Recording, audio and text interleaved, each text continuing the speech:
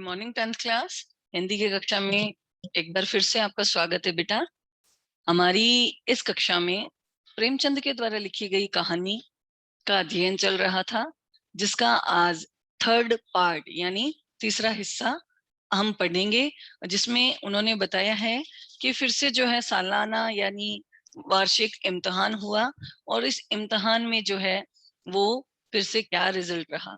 पिछली कहानी में हमने पढ़ा था कि भाई रिजल्ट रहा, बड़ा भाई तो फेल हो गया, छोटा भाई पास हो गया। तो बड़े भाई को लगने लगा कि अब छोटा भाई मेरी मेरी तरफ कम ध्यान दे रहा है या मेरी बातों को गौर नहीं कर रहा है। तो फिर से उन्होंने क्या किया, लेक्चर दिया। और इस लेक्चर में उन्होंने बता दिया कि रावण जो है उसका अहंकार नहीं रहा, शैतान का अहंकार नहीं रहा, शाही रूम का अहंकार नहीं रहा। तो तुम किस खेत की मूली हो गई, तुम क्यों अहंकार करते हो? चाहे कितने ही दर्जे एग्जाम पास कर लो, लेकिन मैं तुमसे उम्र में बड़ा हूं, तो मुझे तुम्हें डांटने का, गलत काम पर और सही रास्ता दिखाने का पूरा अधिकार है, वो तुम मुझसे नहीं छीन सकते। अब अगले साल फिर से इम्तिहान हुआ। देखिए कहानी में आप अपनी पाठ्य पुस्तक में देख रहे हो, थर्ड सीन जो है, तृतीय जो दृश्य शुरू होता है उसमें बताया है फिर सालाना इम्तिहान हुआ और संयोग ये रहा कि छोटा भाई फिर से पास हो गया और बड़ा भाई फिर फेल हो गया। छोटा भाई कह रहा है मैंने बहुत मेहनत नहीं की पर न जाने कैसे दर्जे में अव्वल आ गया। मुझे खुद आश्चर्य आश्चर्य आश्चर्य हुआ। बड़े भाई साहब ने प्राणांतक परिश्रम किया, यानी बिल्कुल अपने प्राणों के अंत तक बहुत बहुत मेहनत करी। कोर्स का एक एक शब्द चाट गए।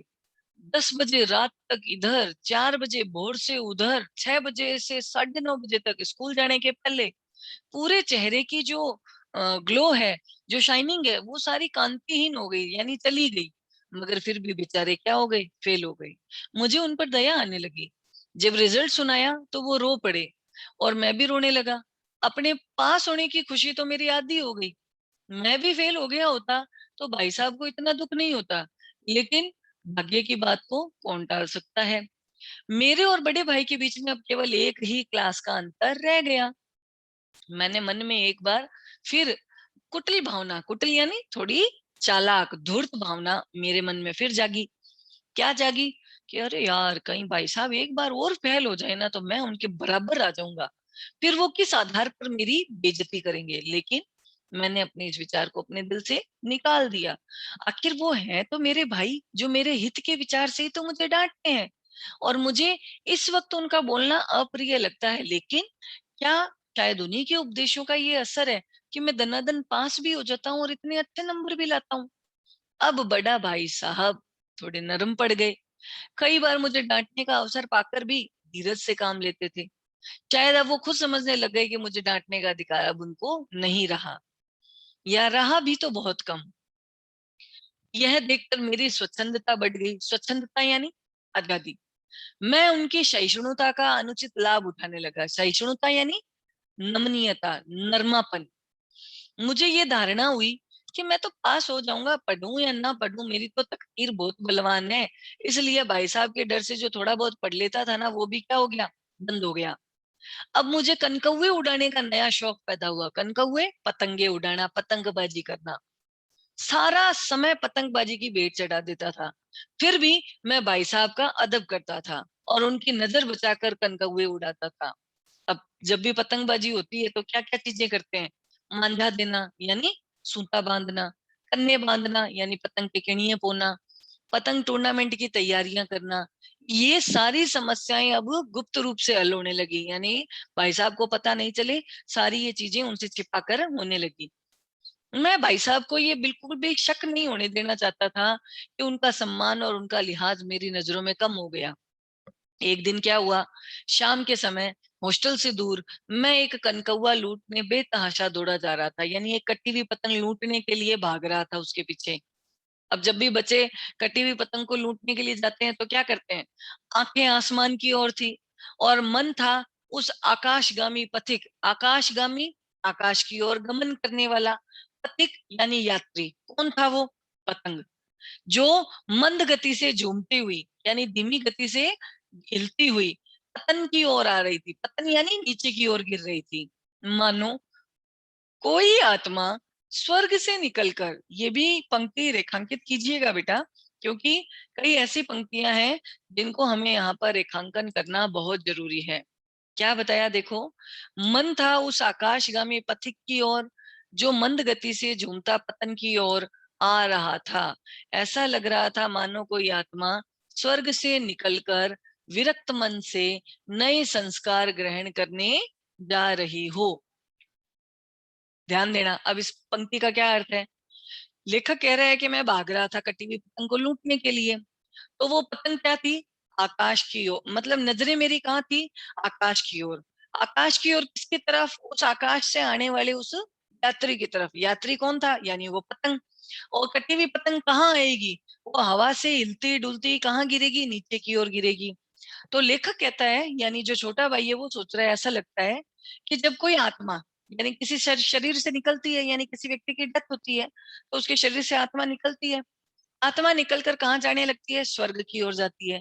लेकिन स्वर्ग की ओर जाने से पहले ही भगवान क्या करते हैं, उस आत्मा को फिर से नया संस्कार ग्रहण करवा देते हैं, यानी किसी और शरीर के अंदर प्रवेश दे देते हैं।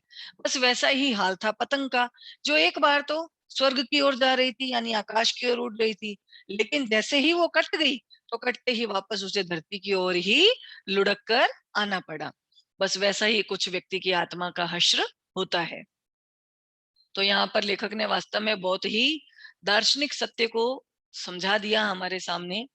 अब बालकों की पूरी सेना लग्गे लग्गे यानी ढेरिए और झाड़दार बांस लिए उनका स्वागत करने के लिए दौड़ी आ रही थी। किसका स्वागत, कटी हुई पतंग का स्वागत। किसी को अपने आगे पीछे की खबर नहीं थी, सभी मानो उस पतंग के साथ ही आकाश में उड़ रहे थे, जहां सब कुछ समतल था, ना मोटर कार, ना ट्राम, ना गाड़ियां। अचानक बड़े भाई साहब से मेरी मुठभेड़ हो गई, यानी सामने कौन आ गए, एक का एक बड़े भाई, जो शायद बाजार से लौट रहे थे। उन्होंने वहीं मेरा हाथ पकड़ लिया और बहुत उग्र भाव से बोले, इन बाजारी लड़कों के साथ यहाँ इतने कम पैसे के कनकौए के लिए दौड़ते, तुम्हें शर्म नहीं आती, तुम्हें इसका बिल्कुल भी लिहाज नहीं कि अब इतनी नीचे जमात में नहीं हो, यानी छोटी क्लासेस में नहीं हो, बल्कि 8वीं जमात में हो, यानी 8th क्लास में हो, मुझसे केवल एक दर्जा नीचे हो, यानी मेरे से केवल एक क्लास पीछे हो। आखिर आदमी को अपनी पोजीशन का तो ख्याल रखना चाहिए भाई। 8th क्लास में आना भी उस समय बहुत स्टेटस का सिंबल था, पोजीशन मानी जाती थी। एक जमाना था कि लोग 8वां दर्जा पास करने के बाद भी बड़े बड़े नायाब तहसीलदार बन जाते थे। बड़ा भाई बता रहा है कि मैं कितने ही मिडिलचियों यानी मेडल जीतने वालों को जानता हूँ, जो आज अव्वल दर्जे के डिप्टी मजिस्ट्रेट या सुपरिटेंडेंट बने बैठे हैं। कितने ही 8th क्लास वाले हमारे लीडर हैं, समाचार पत्रों के संपादक हैं, यानी एडिटर हैं। बड़े बड़े विद्वान उनकी मातहती यानी बुद्धिमत्ता, उनके अंडर में रह करके काम करते हैं। तुम उसी 8वें दर्जे में आ करके इन बाजारी लड़कों के साथ मात्र पतंग पकड़ने के लिए या पतंग लूटने के लिए दौड़ रहे हो। मुझे तुम्हारी इस कम अकली पर बहुत दुख होता है। तुम जहीन हो, जहीन यानी बुद्धिमान, इसमें शक नहीं है, लेकिन वह जहन भी किस काम का जो हमारे आत्मगौरव की हत्या कर डाले। यानी इतनी भी बुद्धि किस काम की कि जो आप अपनी सेल्फ रिस्पेक्ट को ही भूल जाओ। तुम अपने दिल में समझते होगे मैं भाई साहब से एक दर्जे ही नीचे हूँ, अब उन्हें मुझे कुछ कहने का हक नहीं है, लेकिन ये तुम्हारी गलती है। मैं तुमसे 5 साल बड़ा हूँ, चाहे आज तुम मेरी ही क्लास में आ जाओ, या परीक्षकों का ये हाल रहा तो निसंदेह, परीक्षक यानी कॉपी चेकिंग करने वाले एग्जामिनर, अगर ये हाल रहा तो शायद तुम मेरे बराबर आ जाओगे या 1 साल बाद मेरे से आगे भी चले जाओ। लेकिन मुझ में और तुम में जो 5 साल का अंतर है, उसे तुम तो क्या भगवान भी नहीं मिटा सकता। यानी मैं तुमसे 5 साल बड़ा हूं और हमेशा रहूंगा। मुझे दुनिया का और जिंदगी का जो तजुर्बा है, तुम उसकी बराबरी कर ही नहीं सकते। चाहे तुम एमए कर लो, डिफिल कर लो, डिलीट क्यों ना हो जाओ, समझ किताबें पढ़ने से नहीं आती भाई, दुनिया देखने से आती है, यानी अनुभव प्राप्त करने से आती है। अब उन्होंने मात्र किताबी ज्ञान की अपेक्षा अनुभव के ज्ञान को श्रेष्ठ बताया। इसके लिए कई एग्जाम्पल दिए। तो सबसे पहला एग्जाम्पल दिया उन्होंने अपने पिता और अपनी माँ का। पिताजी को यहाँ पर दादा कहा गया है और माँ के लिए शब्द आया है अम्मा। देखिए बड़ा भाई क्या कहता है, हमारी अम्मा ने कोई दर्जा पास नहीं किया, दर्जा यानी क्लास, दादा ने भी शायद 5वीं या 6ठी जमात के आगे पढ़ाई नहीं की, यानी सिर्फ 5th या 6th क्लास तक पढ़े हुए हैं। लेकिन हम दोनों चाहे सारी दुनिया की विद्या पढ़ लें, अम्मा और दादा को हमें समझाने का और सुधारने का अधिकार हमेशा रहेगा। होता है ना बेटा, घरों में चाहे कितनी ही डिग्रियां या एजुकेशन प्राप्त कर लेने वाले व्यक्ति क्यों ना हो, लेकिन जिस तरह का एक्सपीरियंस हमारे पेरेंट्स ने हासिल किया है, वो एक्सपीरियंस ही एक अच्छा गाइडेंस हमें देता है ना, हमारा मार्गदर्शन करता है। किसी भी समस्या में होते हैं, किसी भी काम को शुरू करने वाले होते हैं, तुरंत अपने मम्मी पापा से हम उनका सजेशन लेते हैं, एडवाइस लेते हैं। क्यों? क्योंकि चाहे उन्होंने हमारे बराबर एजुकेशन नहीं ली हो, लेकिन फिर भी उन्होंने लाइफ के जितने एक्सपीरियंस लिए हैं वो हमसे ज्यादा हैं। ठीक है ना? बड़ा भाई कहता है कि केवल इसलिए नहीं कि वो हमारे जन्मदाता है, बल्कि इसलिए कि उन्होंने दुनिया का हमसे ज्यादा अनुभव प्राप्त किया है। अमेरिका में किस तरह की राज व्यवस्था है, 8वें हेनरी ने कितनी शादियां की, आकाश में कितने नक्षत्र हैं, ये सारी बातें चाहे उन्हें मालूम नहीं है, लेकिन हजारों ऐसी बातें हैं जिनका ज्ञान उन्हें हमसे और तुमसे ज्यादा है। भगवान ना करे अगर आज मैं बीमार हो जाऊं, तो तुम्हारे तो हाथ पांव फूल जाएंगे। भाई बड़ा भाई छोटे को कह रहा है कि अगर एट प्रेजेंट अगर मैं बीमार पड़ जाऊं, तो तू क्या करेगा? हाथ पांव फूल जाना यानी घबरा जाना। अब तेरे पास एक ही रास्ता रहेगा, क्या?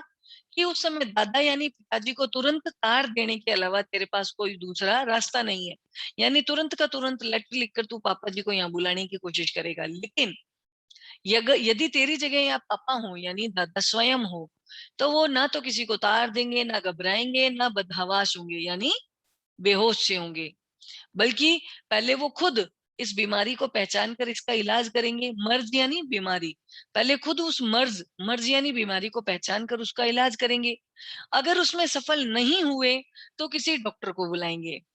बीमारी तो खैर बहुत बड़ी चीज है, हम तुम तो इतना भी नहीं जानते कि महीने भर का खर्च महीना भर कैसा चले।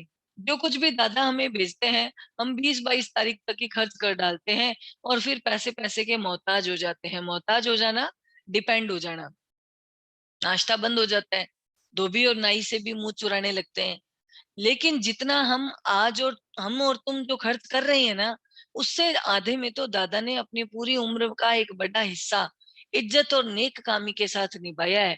यानी हम जितना खर्च कर देते हैं ना, उस खर्च में तो हमारे पेरेंट्स ने अपने लाइफ के उन महत्वपूर्ण वर्षों को बिताया है, हमारे पूरे परिवार का पालन किया है, जिसमें कुल मिलाकर 9 मेंबर थे।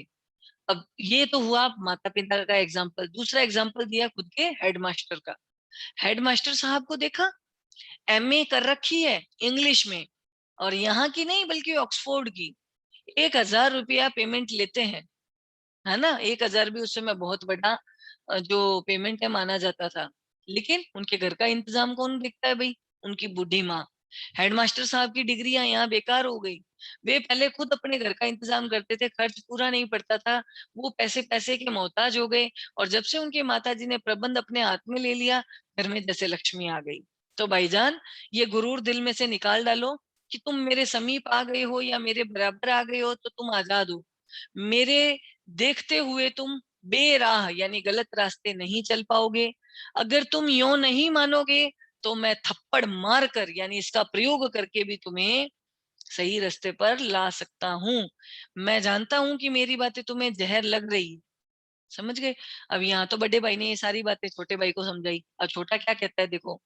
छोटा कहता है मैं उनकी नई युक्ति यानी नए तरीके से उनके सामने नतमस्तक हो गया।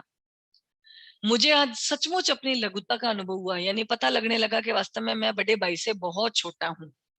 और बड़े भाई साहब के प्रति मेरे मन में श्रद्धा उत्पन्न हो गई, और मैंने सजल आंखें यानी आंखों में आंसू भरकर और अपने भाई से कहा कि हरगिज नहीं बड़े भैया, आप जो कुछ भी फरमा रहे हैं वो बिल्कुल सच है। आपको उसको कहने का पूरा अधिकार है।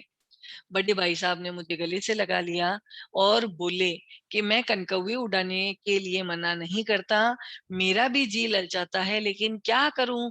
अगर मैं गलत रास्ते चलूंगा तो तुम्हारी रक्षा कैसे करूंगा? तो ये जो कर्तव्य है ये भी मेरे सिर पर है। तो उसी समय क्या हुआ, जब उन दोनों का आपस में इस तरह का जो कन्वर्सेशन चल रहा था, वाद वार्तालाप चल रहा था, उसी वक्त वहां पर एक फिर से कटी हुई पतंग ऊपर से निकलने लगी, जिसकी डोर नीचे की ओर लटक रही थी। लड़कों का एक बहुत बड़ा समूह उसके पीछे दौड़ रहा था। बड़े भाई लंबे तो थे ही, उन्होंने उछलकर उसकी डोर पकड़ ली और बेतहाशा हॉस्टल की ओर भागे, और छोटा भाई उनके पीछे पीछे भागने लगा। तो इस प्रकार आज की कक्षा में हमने अपनी कहानी बड़े भाई साहब को पूर्ण किया है, और उम्मीद है कि आप लोगों को ये कहानी बड़ी पसंद आई होगी और समझ में भी आ गई होगी। क्यों? क्योंकि यहाँ पर शिक्षा जो व्यवस्था है, शिक्षा व्यवस्था में जो गड़बड़ियां हैं, जो गलत बातें हैं, उन चीजों पर व्यंग्य किया है। क्या गलत चीजें हैं? कि वही किताबी शिक्षा को महत्व देते हैं, बुद्धि के विकास पर बल नहीं देते, व्यवहारिक शिक्षा, प्रैक्टिकल नॉलेज या एक्सपीरियंस जो होता है, उन चीजों को वैल्यू नहीं देते। सिर्फ एक लिमिटेड कोर्स दे दिया जाता है साल भर में, उसी को रटना है और उसी को आंसर शीट में फिल करना है, जो कि उचित नहीं है।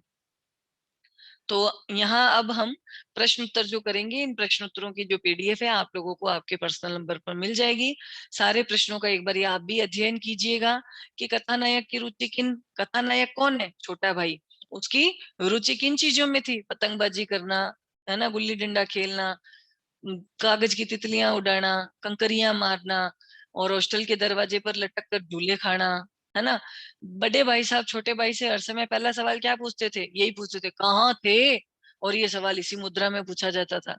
दूसरी बार पास होने पर छोटे भाई के व्यवहार में क्या परिवर्तन आया? छोटे भाई को दिमाग हो गया, घमंड हो गया और अहंकार हो गया कि अब जो बड़े भाई मेरे को जो है डांटने का और मुझे समझाने का अधिकार खो चुके हैं। बड़े भाई साहब छोटे भाई की से उम्र में कितने बड़े थे? 5 वर्ष बड़े थे। कौन सी कक्षा में थे? भाई छोटा भाई जो है था वो तो उस समय 5th में था और बड़ा भाई 9th में था। 3 क्लास आगे थे और 5 वर्ष बड़े थे। बड़े भाई साहब दिमाग को आराम देने के लिए क्या करते थे? तरह तरह के चित्र बनाते थे, है ना। आगे आपकी पाठ्य पुस्तक में दिए गए हैं, कई कई शब्दों को, कई कई वाक्यों को, कई कई वर्णों को एक साथ बार बार लिखते रहते थे। ऐसी ऐसी पंक्तियां लिखते थे जिसकी कोई भी पीछे तुकबंदी नहीं थी। इस तरह वो अपने दिमाग को आराम देने के लिए इन कार्यों को करते रहते थे। अब अगले देखो, 25 से 30 शब्दों में टाइम टेबल बनाया, तो सोचा तो क्या था, फिर पालन नहीं कर पाया, ये भी हमने अच्छे से पढ़ लिया था। तो गुल्ली डंडा खेलने के बाद जब छोटा भाई घर की ओर आया तो बड़े भाई के सामने पहुंचा, तो बड़े भाई ने क्या रिएक्शंस दिए, क्या प्रतिक्रिया दी? तो उन्होंने तो तुरंत ही अपने व्यंग्य बाणों की तलवार खींची और उन्होंने रावण, शैतान और शाहिरों के उदाहरण देते हुए बताया कि भाई अहंकार मत कर। बड़े भाई को अपने मन की इच्छाएं क्यों दबानी पड़ती थी? क्योंकि बड़ा भाई मानता था कि छोटे भाई की जिम्मेवारी इसके ऊपर है, अगर वो गलत रास्ते चलेगा तो छोटे भाई को कैसे अच्छी शिक्षा दे पाएगा। इसीलिए क्रिकेट मैच, मेले तमाशे, जितने भी चीजें थी वो उनसे अपने आप को अलग रखते थे और हर समय किताबों में ही, पढ़ने में ही लगे रहते थे। बड़े भाई ने छोटे भाई को क्या सलाह दी कि पढ़ना कोई आसान काम नहीं है, और इस तरह से अगर तुम खेलों में रुचि दिखाओगे, पढ़ने की तरफ अपना ध्यान नहीं रहोगे, तो भाई ऐसी बात है कि दादा यानी पिताजी की जो गाड़ी कमाई है उसको वेस्ट मत करो, घर चले जाओ, ताकि उनके रुपयों की बर्बादी न हो सके। छोटे भाई ने बड़े भाई के नरम व्यवहार का क्या फायदा उठाया? उसकी आजादी और बढ़ गई। अब आजादी बढ़ गई तो वो क्या करने लगा? कनकौवे उड़ाने का नया शौक उसने पाल लिया था। कनकौवे यानी पतंगे उड़ाना, और पतंगबाजी की टूर्नामेंट की तैयारियां होती थी भाई, मंजे बांधना, कनिये बांधना, ये सारी तैयारियां बड़े भाई से गुप्त रूप से होने लगी। ठीक है, तो इस प्रकार आगे भी प्रश्न जो है, उन प्रश्नों के उत्तर आप लोगों को आपके पर्सनल नंबर पर पीडीएफ के फॉर्म में मिल जाएंगे। उम्मीद है आप लोगों को ये पूरी कहानी अच्छे से समझ आई होगी।